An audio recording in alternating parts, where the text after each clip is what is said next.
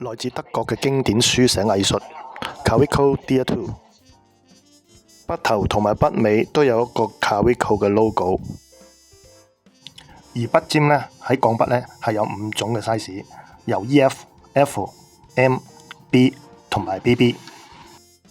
咁而今次我哋介紹嘅呢，除咗有金色，仲有銀色嘅款式，包括有鋼筆啦，有走珠筆，同埋一個叫 Kaweco Mat 嘅3合1款。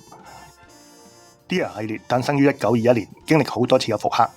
佢嘅筆身由高級嘅硬膠製成，流線設計重現 Art Deco 優雅嘅比例，配搭鍍金或者鍍銀嘅色邊，充滿復古嘅格調。旋轉式嘅筆蓋設計有效防止乾墨。